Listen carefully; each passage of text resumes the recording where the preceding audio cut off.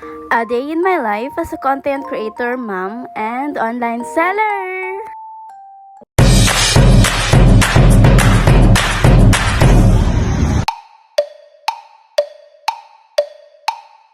Hi guys! Back again for another mini vlog. Okay, sa intro pa lang alam nyo na yung mga kaganapan for today's video. At salamat nga at may matutuloy tayong isang swimming at hindi magiging drawing. Anyways, may outing nga kami sa side nga ng family nga ni Daddy Eco. Syempre, gabi pa lang hinanda ko na rin yung mga gamit na dadalhin namin. At kinabukasan nga, bali dinouble check ko lang kung kumpleto na nga yung mga kailangan kong dalhin. Bali, 3 AM in the morning nga ang usapan. Kaya 3 AM gising na rin talaga ako. Pero eto nga at maliwanag na, hindi pa rin kami nakakaalis. No choice tayo mga mima, hindi talaga mawawala ang mga Pilipino time.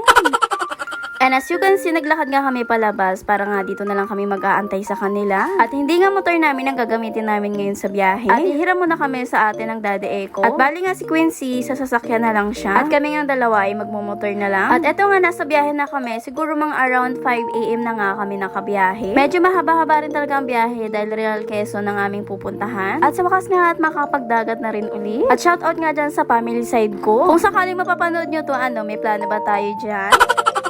Baka naman, baka sakali lang na makompleto uli. Heto nga at nakarating na kami. Siguro around 10 AM na nga kami nakarating. At dito nga pala kami nag-check-in. Check-in?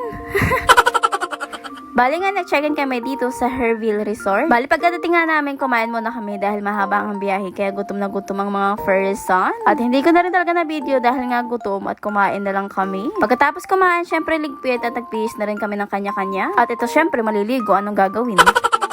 Anyways, overnight nga pala kami dito, kaya ito, part 1 lang ito. At may part 2 pa nga akong mini vlog na ipopost. And also, hindi mo na nga ako gaano mag-voice over. Kasi naman, baka naririnig na kayo sa boses ko. Uy! Kaya naman, keep watching everyone!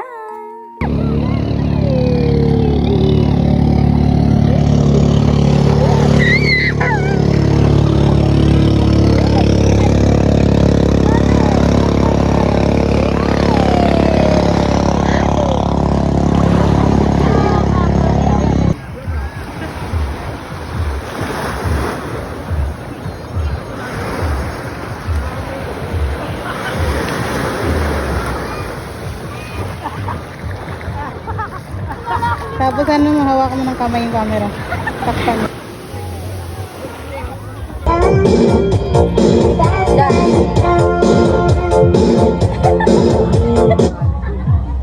Nagutom ka, no?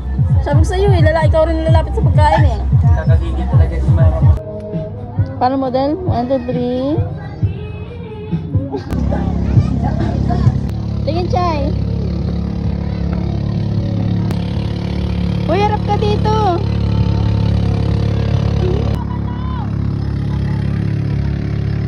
Jaden, bigay mo muna.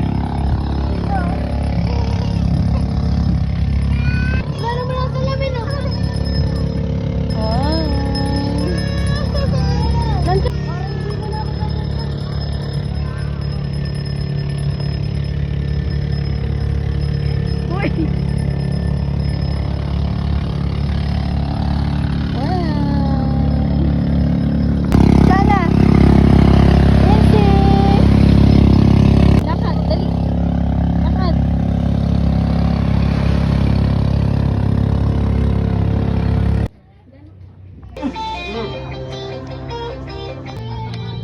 Nagawa niyo dyan, ha?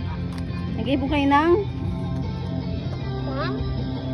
Balong din ba yan?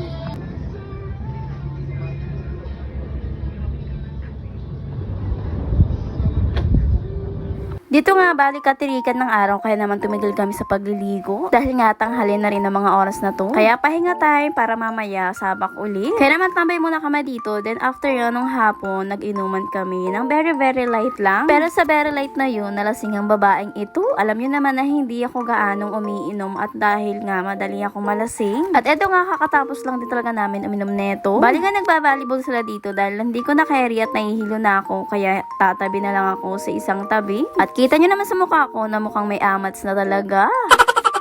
At dahil nga busy ang mga person, kaya naman ako muna ang mag-duty sa mga batang ito para magbantay. Waiting din talaga ako sa sunset, kaso nga sa kabila pala yung lalabas. I mean, sa kabila nga siya lalabas at hindi dito sa tapat nga ng beach namin. Beach namin? My God, nalasing lang ang person ang angkin na ng beach.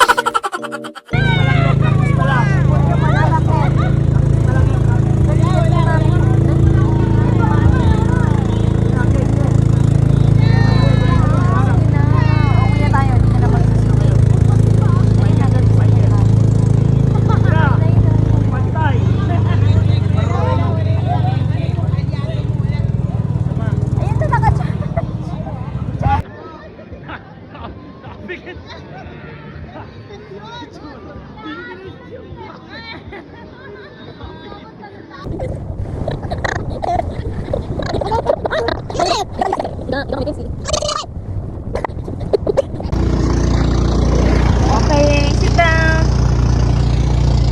Pulang.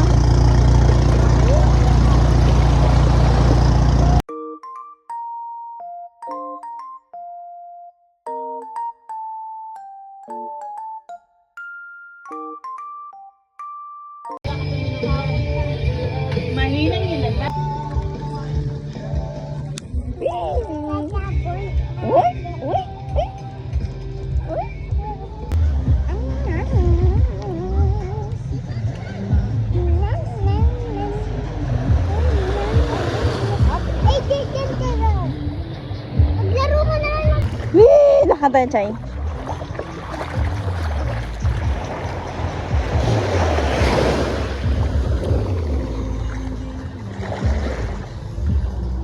Sige, bilisan nyo. Sumuko ako dito. Date, parang nag-date. Sumuko ako dito. Nag-date ba kayo nun? Parang boy. Bakit ako ba yun? Match! Hindi mo lang ako kansin.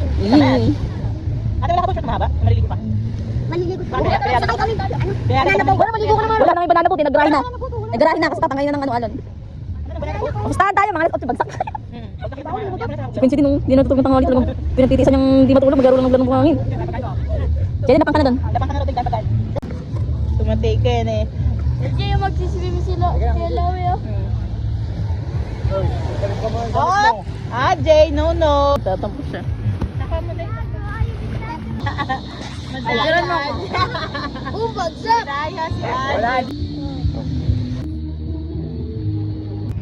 Dito ka lang, best ka mapya, best to. Uy, sila Jeff, tsaka si Kim. Ayun lang. Ayun sila, katampo. Katampo nga raw sila. Tunga mo sila nag-Nahirap. Hindi, naglakad. Papaspasan nyo, huwag na. Delikado. Nung gabi nga, bali nag-boodle fight nga kami at kumain talaga kami ng sabay-sabay lahat. Then after nga namin kumain, bali nag-set up nga kami ng table dito sa may malapit nga sa dagat. Tapos naglagay din talaga kami ng bonfire at dito nga kami mag-iinuman.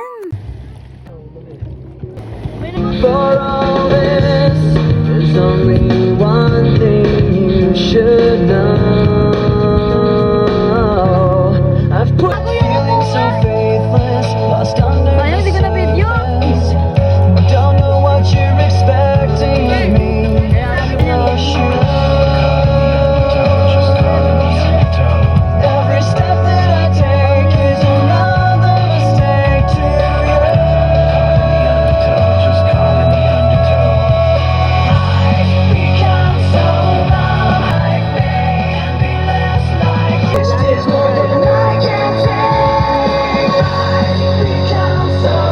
At dahil nga may amats na ang person, kaya naman naglakad-lakad muna. Then tapos na rin talaga kami uminom neto. At yung ibang guys, nagtulugan na din. At hanggang dito lang ang mga kaganapan nga sa unang araw nga namin dito. At wait yun na nga lang na ma-upload ko rin yung part 2 netong video na to. So, see you on my next mini vlog.